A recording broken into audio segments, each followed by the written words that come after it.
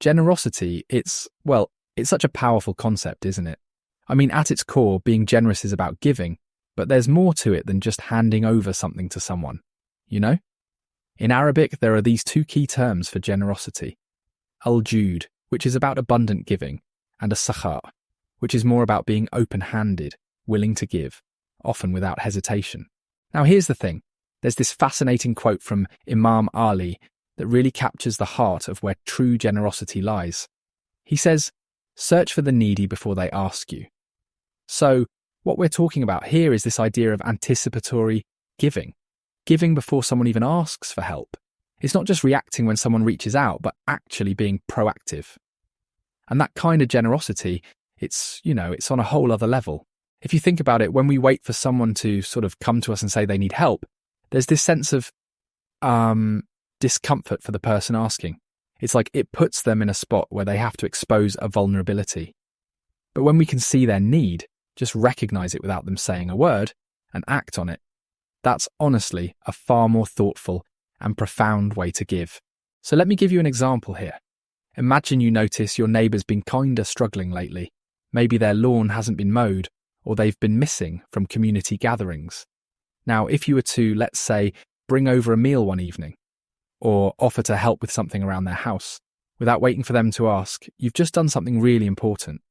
You've, stepped into their shoes, recognised their need, and helped in a way that doesn't make them feel obligated or embarrassed. And that kind of preemptive support, it's what strengthens communities, really.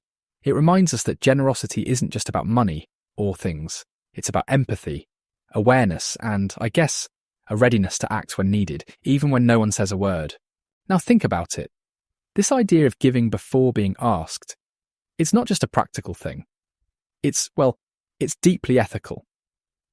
I mean, when we talk about morality, about doing what's right, anticipatory generosity feels like it's written right there in the foundations of, human decency. It shows an awareness not just of someone else's needs, but also of your intention. Because let's be honest, giving without being asked, it removes any question of it being, transactional. Something kind of beautiful happens when you're the first to step forward. You're saying, I see you and I care.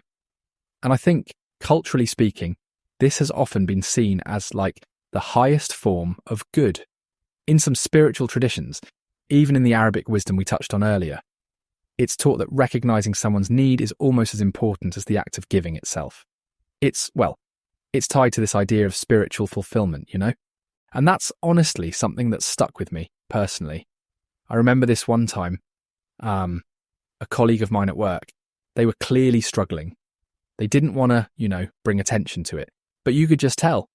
They looked drained, distracted, and they'd been avoiding lunches with the team. So I took a chance one day. I left a little care package, a few snacks, some handwritten notes saying, "Hey, you're doing great, hang in there," on their desk, totally anonymous. And the next day, the shift in their face, their mood, it was incredible. It wasn't about the snacks, It was knowing that someone noticed, that someone cared, without them having to kind of admit they needed something. And seeing things like that, it reinforces how these tiny gestures can, build trust, foster resilience, and ultimately create a sense of community that's stronger than, any handshake or polite nod in the hallway. And honestly, when you think about it, the ripple effect of that kind of giving, it's profound.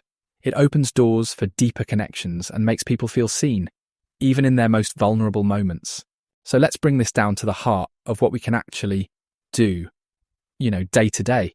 Because generosity, it doesn't need to feel like this huge, overwhelming thing. Sometimes it's about those small, thoughtful moments where we step outside of ourselves and really notice what others might need. One of the easiest ways to get started is just pay attention. I mean, really look at the people around you. Friends, family, colleagues, even strangers. You'd be surprised how much you can pick up. Body language, like someone avoiding eye contact or seeming withdrawn, can tell you a lot. Or maybe it's just noticing the way someone sighs a little too often. Those tiny cues, they're often windows into unvoiced needs. And fostering connections within your community, I think that's another big one.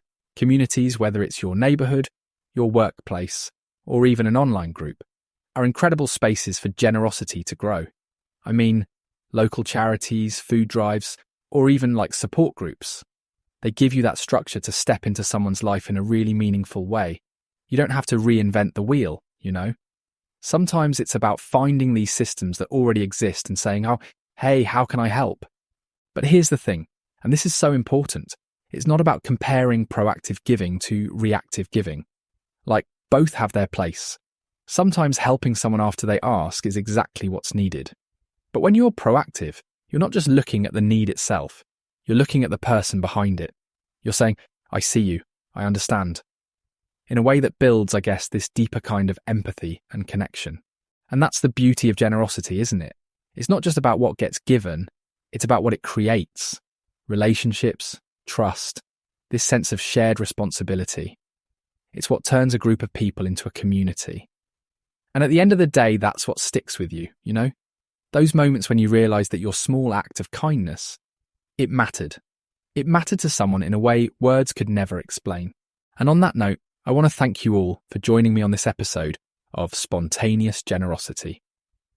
Take a minute, look around you, and see where a little kindness could make a difference today. Thanks for listening, and I'll see you next time.